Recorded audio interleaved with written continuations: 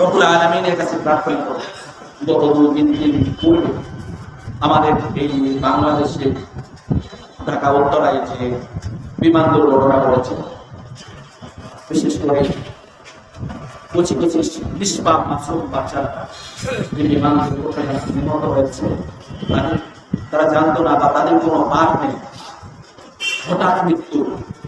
রব্বুল আলামিন তাদেরকে তাদের কোনো হায়াত ছিল না, তাদের রিজিক ছিল না, তাদের হায়াত রিজিক কোনো কিছু ছিল না, হয়তো কোনো একটি উসিলায় রব্বুল আলামিন তাদেরকে নিয়ে নিয়েছেন। আমরা যারা মৃত্যুবরণ করেছে তাদের জন্য দোয়া করি, রব্বুল আলামিন যেন তাদেরকে জান্নাতুল ফিরদাউস দান করে। আমিন।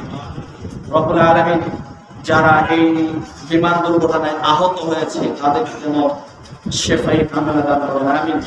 যাদের কথা বলা হয়েছে এখনো আশঙ্কাজনক অবস্থায় রয়েছে, রব্বুল আলামিন যেন তাদের এই আশঙ্কাজনক অবস্থা থেকে রব্বুল আলামিন ইচ্ছা করেন তাদেরকে সুস্থতা করে দিতে পারেন, আশঙ্কা মুক্ত করে দিতে পারেন। আমরা প্রার্থনা করি যারা অসুস্থ রয়েছে তাদেরকে শেফায়ে কামেলা দান করেন। আমিন।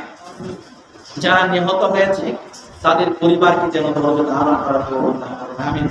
আজকে একটা নিউজ দেখলাম, গতকালকে একটা নিউজ দেখলাম যে সন্তানের মৃত্যুর শোক সইতে না পেরে মা হার্ট অ্যাটাক করে মৃত্যুবরণ করেছে। আসলে সন্তান যা রয়েছে, ছোট ছোট বাচ্চা যারা রয়েছে, কত আদরের সন্তান, তাই না? কত ভালোবাসা, কত স্নেহ, কত মায়া, কত মমতা দিয়ে তাদেরকে আমরা মানুষ করেছি, তাদেরকে আমরা বড় করেছি, তাদের নিয়ে কত স্বপ্ন, তারা বড় হবে, তারা দেশের ভবিষ্যৎ, তারা পরিবারের ভবিষ্যৎ, কিন্তু তাদেরকে নিয়ে আমরা অনেক চিন্তা করি। কিন্তু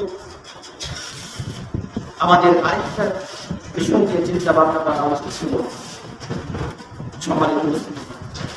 আজকে উত্তরায় হয়তোবা আমরা সরকারি হিসাব অনুযায়ী প্রায় 40 জন, অনেকেই ধারণা করছে আরো অনেক মৃত্যুবরণ করেছে, সেটা আল্লাহ রাব্বুল আলামিন ধারণা।